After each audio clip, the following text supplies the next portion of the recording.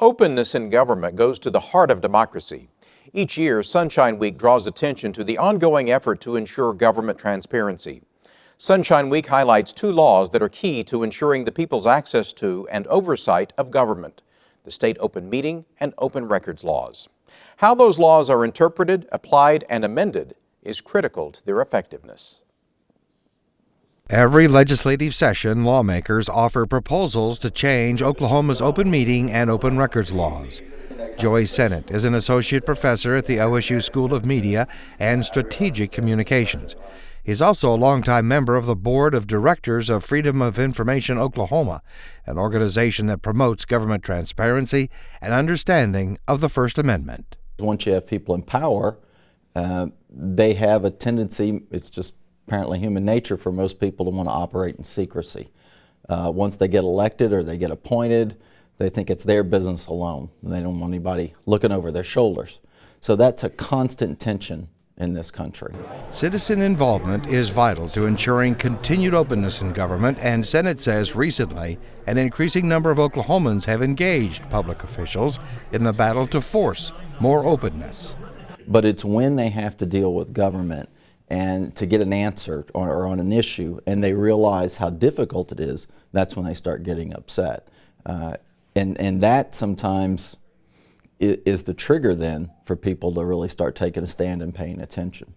An example of that is the pending lawsuits against the governor's office to force the release of documents. There are actually 3 lawsuits against the governor right now, and 2 of them are situations. One's a personnel issue where the person who used to work for the governor is certainly entitled to her own personnel file, but it dragged on and on and on. And then we've got the other lawsuit that was filed by the mothers of children who were killed in the Moore tornado, who felt like they needed information for another court decision they were dealing with, and were getting dragged out. So, those are situations where 2 people have stepped forward because of their individual circumstances.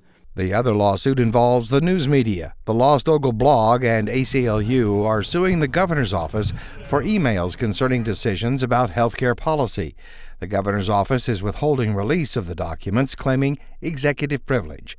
Sennett believes if the courts uphold the privilege, it would set a dangerous precedent. Governor Fallon's the first governor to make that claim, that she has a protection that is afforded only to the President of the United States, but she wants the same protection. And it's a protection that every other elected official in the state would like to have.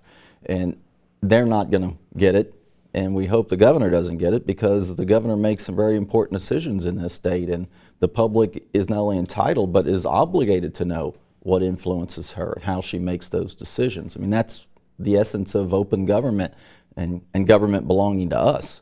Open records bills often try to balance the public's need to know against the desire to maintain confidentiality. Even bills that hold the potential to create more sunshine and accountability in government often come with exemptions.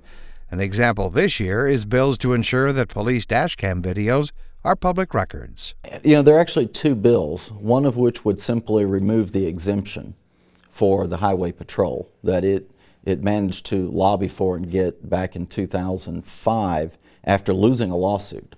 Then we have another bill that would remove the exemption, but then, actually put all law enforcement recordings clearly into the law. The one bill that would add them all also has some exceptions for all law enforcement records. Some of them I think are rather nonsensical when it comes to we couldn't show nudity. I'm not sure why that's in there.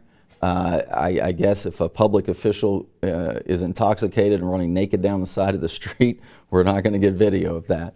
Senate Bill 1513 is authored by State Senator David Holt, who recently received an award from FOI Oklahoma for his work in promoting government transparency. Sennett believes the bill, while well-intentioned, includes another exemption that could effectively allow a law enforcement agency to withhold what is otherwise public information for a long period of time. If the officer is under an investigation because of whatever actions took place that can be seen in that video, the video would not be made public until the investigation is completed. There are also exemptions that don't show up in the Open Records Law but are placed inside other laws. An example of that is a law passed in 2011 that prevents disclosure of information about the suppliers of drugs the state uses to conduct executions. We all are obligated to know exactly how this process is done in our name. It's the most intimate act that government can take against someone is to take their life. And certainly these two inmates are not very sympathetic, and I'm certainly not arguing that they don't deserve the death penalty.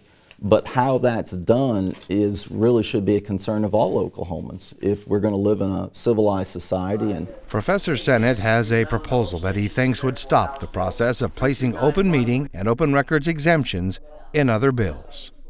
Something I've been arguing for several years is I would like to see our process changed down at the Capitol.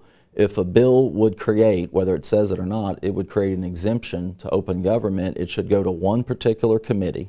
Oklahoma's open records and open meeting laws, court decisions, and Attorney General opinions are in a book that is regularly updated by the Oklahoma Press Association. It shows the changes being made to the laws, promoting the simple proposition that the people are vested with the inherent right to know and be fully informed about their government.